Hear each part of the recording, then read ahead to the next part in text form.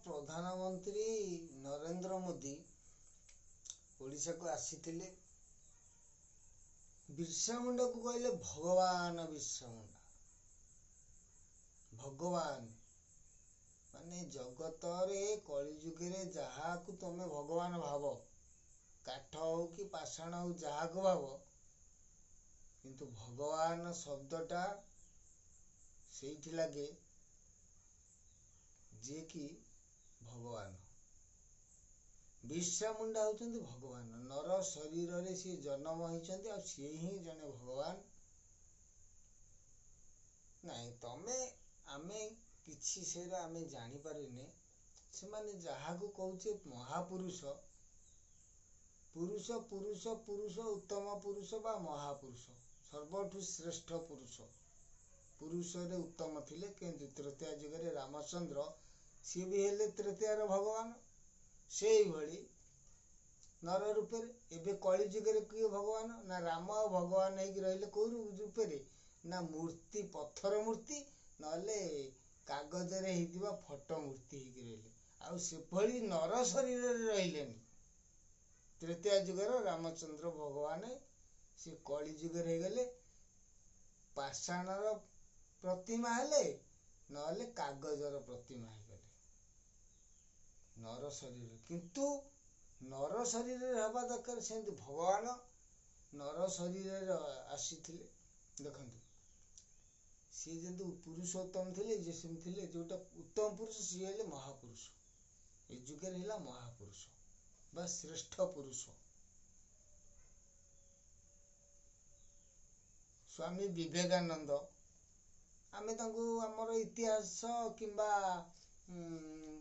महापुरुषों जीवनी कथा विषय रे इथर सब पाइले। महात्मा गांधी, सुभाष चंद्र बोस, गोपबंधु दास, हमर मधुसूदन दास, मधुसूदन राव, एम सब गंगाधर मेहर सब कवि होते से समस्ते कवि आ समस्ते होचंदी महापुरुष। गोटे साधारण लोक असाधारण कथाटा कहूची। मधुबाबू विषय आमे तृतीय श्रेणी साहित्य बही रे पढ़ी। समस्ते जानिछ पढ़िछ ना नहीं पढ़िछ तो कहले तुम परी छोट पिलाटीए गाँ चाली चाट सीए। आमरी भली माने जो पिला जो तृतीय श्रेणी पिला से माने पढ़ु तांको कुआ गला कहला तुमरी परी से छोट पिलाटीए गाँ चाहाली चाट सीए। गाँ स्कूल रे से जने छात्र थिला। से कौन तांको गाँ पाइका कले कौन कले से आमे सब पढ़िले। तुम परी छोट पिलाटीए गाँ चाहाली चाट सीए। चेहरा ती तार डौल डाउल बुद्धि रे तार सरी किए। छाड़ी जाउथिला दिन झड़ी बाहरिला सीए पाठ पढ़ी। बाटे जाऊ जाऊ खसी गला गोड़ मुह माड़ी तले गला पड़ी। गुरुजी देखिले देह तार पानी कादुअरे सरबर। तिले हे सेतिकी खातर न करी आसी होई अछि तरबर। पचारिले गुरु एकी हेला। भाई माने साधारण लोकर गोटे कथा तृतीय श्रेणी रे पढ़ी आमे। तृतीय श्रेणी रो बयस सीमा केते थिबो तार 5 3 8 वर्षर। मते जते 8 वर्ष हेतले मु से पाठ सेते पढ़ी। आपण माने कहउथिबे कोउठ भाई तमे पढ़ी कि किबा घोषी कि किबा रांपी कि ताड़ी कि एरा कहउछ नाही। मते वर्तमाने मोहन माने जो आमर कौन कहती जो भत्ता बेल मोर आसी अधा वर्ष हो गलानी। मते अधा बयस हो गलानी किंतु मोर से विद्याटा खाली आरंभ हो गले बाहरला मु किछि जानि पारेनी पाटिरु बाहरी आसे। किंतु कहले तिले सेतिकी खातिरी न करी आसी होई अछि तरभर। पचारिले गुरु एकी हेला एते सरी तोते किए कला। पिलाटी कहिला बेगे आसु आसु कादुअरे गोड़ खसी गला। तेणु आमे समस्ते ତୃତୀୟ ଶ୍ରେଣୀର ସାହିତ୍ୟ ବହିରେ ଥିଲା, ଆମେ ତ ସମସ୍ତେ ପଢ଼ିଛେ, ଯାହାକି ଆମ ବୟସ ହେଇଥିଲା, ମାନେ ଯୋଉଠି ଲେଖା ହେଲା ତୁମ ପରି ଛୋଟ ପିଲାଟିଏ, ମାନେ ଆମେ ସେଇ 8 ବର୍ଷର ପିଲା ବେଳ, ଆମରି ବେଳଠୁ ତାଙ୍କର ମତି ଆଉ ଗତି ଆଉ ବୃତ୍ତି କୋଉ ଭଳି ଥିଲା। ଆଜିକା ଡେଟରେ ପିଲାମାନେ, ବାପା ମାନେ, ମା ମାନେ କଣ କରୁଛନ୍ତି? ହଁ, ମୋ ପିଲା ଯିବ ଅଳିଆ ସଫା କରିବ, ମୋ ପିଲା ଏଠି ଖାଲ ହେଇଛି ପୋତିବ, ପିଲା କହିବ ମୋ ବୋପା ଗୋଟେ IAS ଅଫିସର, ମୁଁ ଯିବି ଏଠି ଗୋଟେ ପଥରଟା ବାହାରିଛି ତାକୁ ରୋଡ ଉପରେ ପଡିଛି, ମୁଁ ଯିବି ତାକୁ ଫିକିବାକୁ। ମାନେ ଚିନ୍ତାଧାରା ଏଠି ଓଲଟା। ତେଣୁ ମଧୁବାବୁ କହିଲେ, ମାନେ ମୁଁ ଆଉ ସବୁଯାକ କହିବାକୁ ତ ବଡ଼ ଭିଡ଼ିଓ ହେଇଯିବ, ଭାଇମାନେ କେହି ଦେଖୁନାହାନ୍ତି, ସାଧାରଣ ଲୋକର ଅସାଧାରଣ ଭିଡ଼ିଓ ଭ୍ୟୁଜ୍ ବି ହଉନାହାନ୍ତି, କିନ୍ତୁ କହୁଛି ଆହୁରି ଗୋଟେ କଥା ଆଗତାଞ୍ଜାକୁ। କହିଲେ ବଡ଼ ହେଲା ଦିନ ସେଇ ପିଲା ମଧୁ ବାରଷ୍ଟିର ବୋଲାଇଲା। ମାନେ ସେଇ ଯୋଉ ପିଲାଟି ମାନେ ଗାଁ ଦାଣ୍ଡ ସମତୁଲ କଲା, ଛୁଟି ଭଲ ମନ୍ଦ, ଯୋଉ ଦଶହରା ଛୁଟି ବେଳ ହେଲା, ସାଥୀ ସାଙ୍ଗ ପିଲାଙ୍କୁ ଡାକିକି ଗାଁ ଦାଣ୍ଡକୁ ସମତୁଲ୍ୟ କରିକି, ମାନେ ଆଉ ସ୍କୁଲକୁ ଗଲେ କୌଣସି କେହି ଲୋକ ଆଉ ପଢ଼ିବେନି କି ପିଲା ପଢ଼ିବେନି କି, କିମ୍ବା ସମସ୍ତେ ଭଲରେ ଯାତାୟାତ କରି, ତାର ମାନସିକ ସେତେବେଳେ 8 ବର୍ଷ ପିଲା, ଆଜିକା ଡେଟରେ ଯଦି ହିସାବ କରିବା, ସେ ସ୍ଥିର କରିଥିଲା। ଆଉ ସେଇ ପିଲା ଦିନେ ବଡ଼ ହେଇକି ମଧୁବାବୁ ହେଲେ, ଯେ କି ଓଡ଼ିଶାର ସବୁଠାରୁ ପ୍ରଥମେ ବାରିଷ୍ଟର। ଆଉ ତାଙ୍କ ବିଷୟରେ ଥରେ ସପ୍ତମ ଶ୍ରେଣୀ ବହି, ଛୋଟ ଚଟି ବହି ଥିଲା, ଲେଖାଏ, ସେ ବହିର ନାଁ ଥିଲା ମହାପୁରୁଷଙ୍କ ଜୀବନୀ କଥା। ଆମର ଫକୀର ମୋହନ ସେନାପତି ଯେତେବେଳେ ବନ୍ଦୀରେ ଥିଲେ, ସେତେବେଳେ ସେ ଯୋଉ ଚିଠିଟି ଲେଖିଥିଲେ, ସେତେବେଳେ ଆମେ ସପ୍ତମ ଶ୍ରେଣୀ ଆଉ ଗୋଟେ ତାଞ୍ଜାର କଥାଟି କହୁଛି, ମହାପୁରୁଷଙ୍କ ଜୀବନୀ କଥାରେ। କହିଲେ ଭୋଳାନାଥ ଖମାରିଆ ଜାଣିବୁ, ମହାରାଣୀଙ୍କ ପୁତ୍ର ଧରଣୀଧରଙ୍କ ସକାଶେ ନିତ୍ୟାନ୍ତ ଆବଶ୍ୟକ 100 ପାନ 200 ଗୁଆ ଆଣିବୁ। ମାନେ ଭୋଳାନାଥ ଖମାରିଆ ଜାଣିବୁ, ମହାରାଣୀଙ୍କ ପୁତ୍ର ଧରଣୀଧରଙ୍କ ସକାଶେ 100 ପାନ 200 ଗୁଆ ନିତ୍ୟାନ୍ତ ଦରକାର ବୋଲି ଆଣିବୁ। ଆଉ ଉତ୍ତର ପଟୁ ମାହାରା କରି ଆଖୁ ବାଡ଼ିକି ପାଣି ଦବୁ। ଇଏ ହଉଛି ଗୁପ୍ତର କଥା। ଇଏ ତାଞ୍ଜାର ମାନ ବୁଝିବା ପାଇଁକା ଓଡ଼ିଶାରେ ସେ ସମୟରେ ଆଉ କେହି ଜ୍ଞାନବନ୍ତ ନଥିଲେ। ଏ ଚିଠିଟି ନେଇକି ଆସିଲେ ମଧୁବାବୁଙ୍କ ପାଖକୁ, ଯିଏ ବାରିଷ୍ଟର।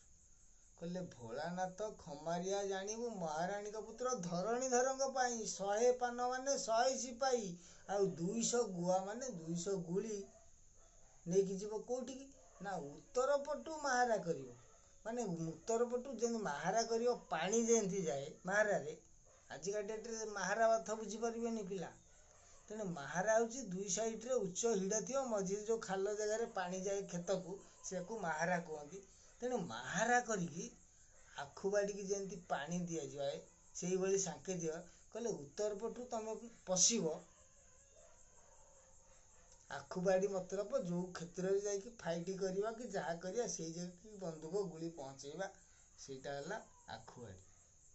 ତେଣୁ ଭୋଳାନାଥ ଖମାରିଆ ଜାଣିବୁ, ମହାରାଣୀଙ୍କ ପୁତ୍ର ଧରଣୀଧରଙ୍କ ସକାଶେ ନିତ୍ୟାନ୍ତ ଆବଶ୍ୟକ 100 ପାନ 200 ଗୁଆ ମାନେ 200 ଗୁଳି, ଉତ୍ତର ପଟୁ ମାହାରା କରି ମାନେ ଉତ୍ତର ପଟୁ ପ୍ରବେଶ କରି ଆଖୁ ବାଡ଼ିକି ପାଣି ଦବୁ। ମାନେ ଫାଇରିଂ କର ବା ବନ୍ଧୁକ ଗୁଳି ଯୋଗାଅ କି ଯାହା କରୁଛ କର।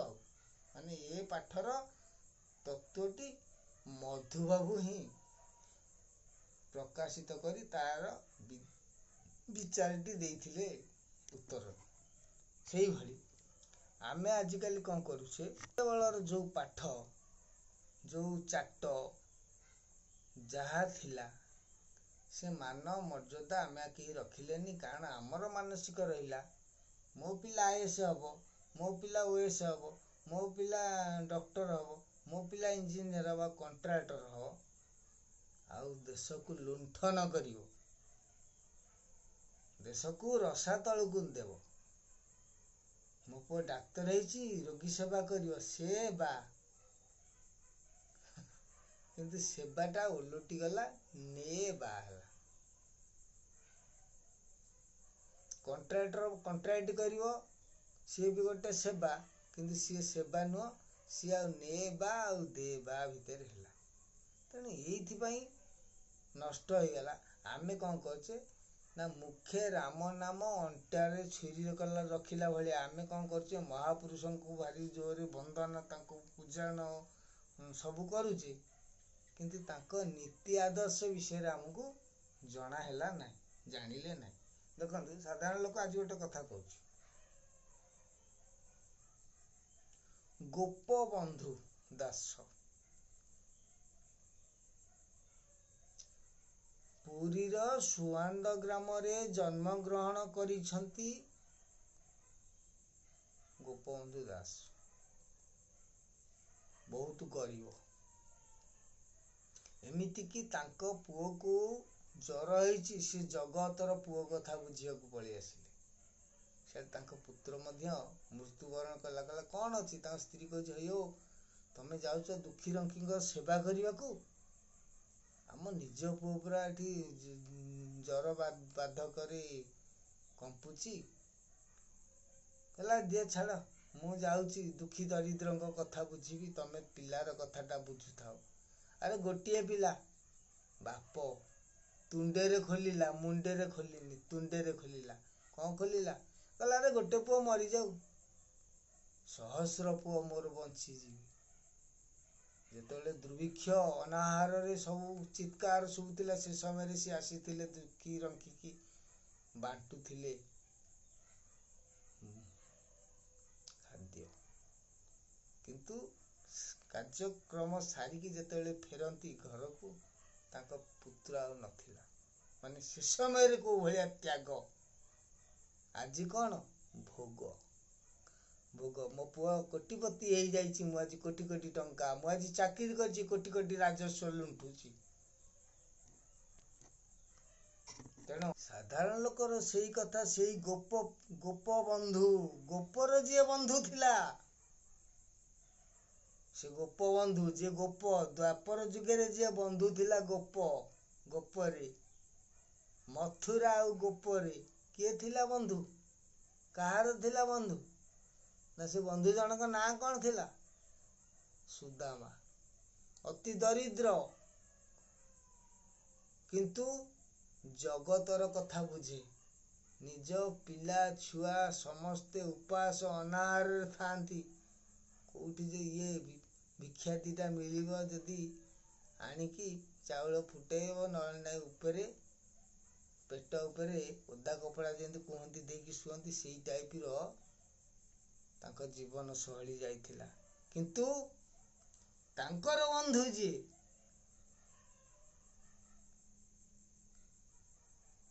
ମାନେ ଆକାଶ, ଗୋପବନ୍ଧୁ ହେଲେ ପାତାଳ। କେତେ ଗରିବ, ସିଏ କେତେ ବଡ଼ ଧନୀ। କିନ୍ତୁ ସେଇ ଗୋପବନ୍ଧୁ, ଯୋଉ ସୁଦାମା ଦରିଦ୍ର ଆଉ ଦୁଃଖୀ ମାନଙ୍କର ଦୁଃଖ ଜାଣନ୍ତି ଆଉ ନିଜେ ଅନୁଭବ ଆଉ ଭୋଗିଛନ୍ତି, ସିଏ କଳି ଯୁଗ ହେଲେ ଗୋପର ଯିଏ ବନ୍ଧୁ ଥିଲେ, ସିଏ ହେଲେ କଳି ଯୁଗରେ ଗୋପବନ୍ଧୁ। ସେଇ ବନ୍ଧୁ ସିଏ ବି ଏଠି ସେଇଆ କଲେ। କହିଲେ ଦରିଦ୍ରଟା ମୁଁ ଜାଣିଛି କ'ଣ, ଅଭାବୀଟା ମୁଁ ଜାଣିଛି କ'ଣ, ଭୋକ କ'ଣ ଜାଣିଛି, ସଂସାର କାହା ପଛରେ ଧାଉଁଛି। ଯେତେବେଳେ ମୁଁ ଗୋପର ବନ୍ଧୁ ଥିଲି, ମୋର ଯିଏ ଅତି ପ୍ରିୟ, ମୁଁ ଯାହାକୁ ବନ୍ଧୁ ବାନ୍ଧବ ମାନେ ବନ୍ଧୁରେ ବନ୍ଧ କରିଥିଲି, ସିଏ ଥିଲେ ଗୋପର ରାଜା, ମୁଁ ଥିଲି ତାଙ୍କର ବନ୍ଧୁ। ମୁଁ ହାତ ଖାଲି ଏମିତି ଯଦି ପତେଇ ଦେଇଥାନ୍ତି ନା,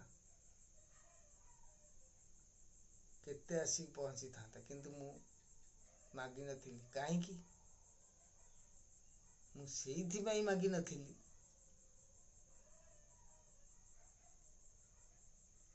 ଜଗତର ମଙ୍ଗଳ ହେଲେ ମୁଁ ଜଗତ ଭିତରେ ଅଛି। ଗୋପବନ୍ଧୁ ଯୋଉ ସୁଦାମା ଏଇଥିପାଇଁ ମାଗିନଥିଲି, କହିଲେ ଯଦି ଜଗତର ମଙ୍ଗଳ ହେବ ନା, ଜଗତ ଭିତରେ ସୁଦାମା ଅଛନ୍ତି, ତେଣୁ ଜଗତର କଲ୍ୟାଣ ହେଲେ ମୋର ବି କଲ୍ୟାଣ, କାରଣ ମୁଁ ହିଁ ଜଗତ ଭିତରେ ଅଛି। ସେଥିପାଇଁ ଏଇ ଯୁଗରେ ଯିଏ ଗୋପବନ୍ଧୁଙ୍କ ବିଷୟରେ ଆମେ ପଢିଥିଲେ, ସିଏ ବି ସେ ଗୋପବନ୍ଧୁ।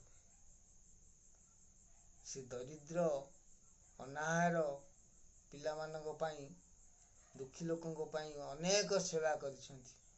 କିନ୍ତୁ ଆଜିକା ଯୁଗରେ ବନ୍ଧୁ ନାହାନ୍ତି, ଗୋପ କଥା ଛାଡ଼, ହେ ବନ୍ଧୁ ନାହାନ୍ତି, ଆଉ ଟିକେ ଆଗରେ ଅଛନ୍ତି ବନ୍ଧୁ, ତା ଆଗରେ ବ୍ରାକେଟରେ କ ବାଲା ଅଛନ୍ତି, ବନ୍ଧୁ କ ହେଇଗଲେ ସବୁ। ତେଣୁ ପାଣି ଭିତରେ ଥାଇ ତୁଷାତୁର ହେବା ଯାହା ଆଜିକା ଦୁନିଆରେ ସଂସାରରେ ଲୋକମାନଙ୍କର ମୁଖର ବାଣୀ ସେଇ ଟାଇପର ହେଇଯାଇଛି, କିନ୍ତୁ ହୃଦୟରେ କାହାରି ନାହିଁ। ଆମେ ଗୁଡ଼ାଏ ଦେଖିବେ, ଆପଣମାନଙ୍କୁ ସାଧାରଣ ଲୋକ କହୁଛି, ଗୁଡ଼ାଏ କ'ଣ କରିବେ ସୋସିଆଲ ମିଡ଼ିଆରେ ଫେମସ୍ ହେଇଥିବେ, ଆମେ ସୋସିଆଲି କାର୍ଯ୍ୟ କରୁଛୁ, ସୋସିଆଲରେ ଆମେ କରୁଛୁ, କ'ଣ କରିକି ହଲେଇ ଦୋହଲେଇକି ଆମେ ସୋସିଆଲ କାମ କରୁଛୁ। ସେଇଥିରେ ତମେ ପଇସା ରୋଜଗାର କରିକି ସୋସିଆଲର ଦୁଃଖ ଦୂରୀକରଣ କରୁଛ। ବିନା ଅଧା ବ୍ଲାଉଜ ଅଧା ସାୟା ପିନ୍ଧିକି, 12 ହାତିଆ ଲୁଗା ଯୋଉଠି ଥିଲା ସେଠି 12 ଆଙ୍ଗୁଳିଆ ପିନ୍ଧିକି ତମେ ସୋସିଆଲକୁ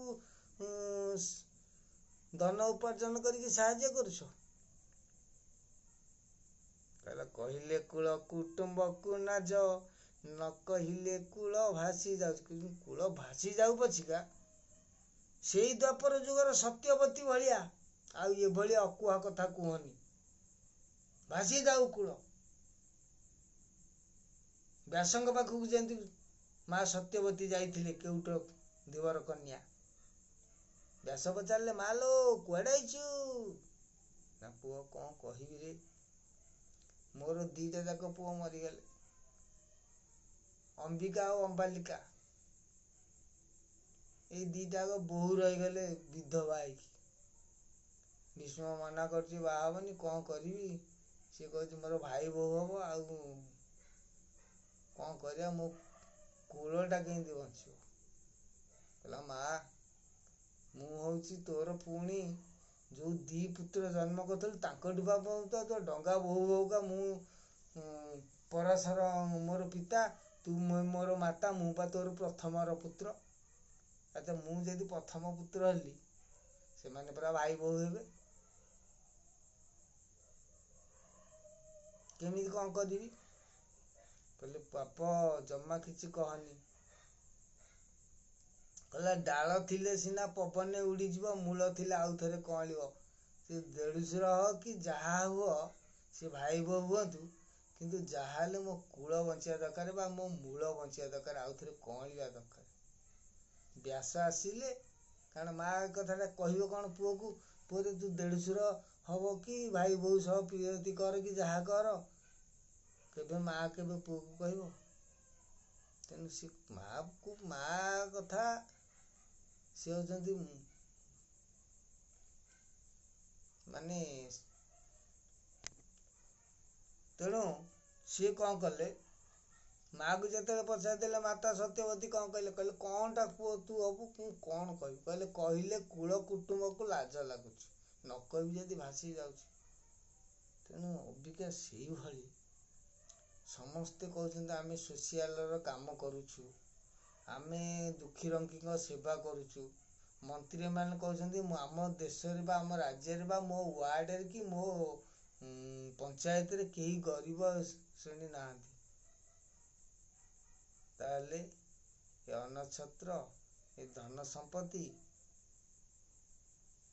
ଏଇ ଯୋଉ ଚାଳ ଦରିଦ୍ର ସୀମା, ସବୁ ପ୍ରକାର ତାହେଲେ ଭରପୁର, ତାହେଲେ ତ ରାମ ରାଜ୍ୟ ହେଇଗଲା।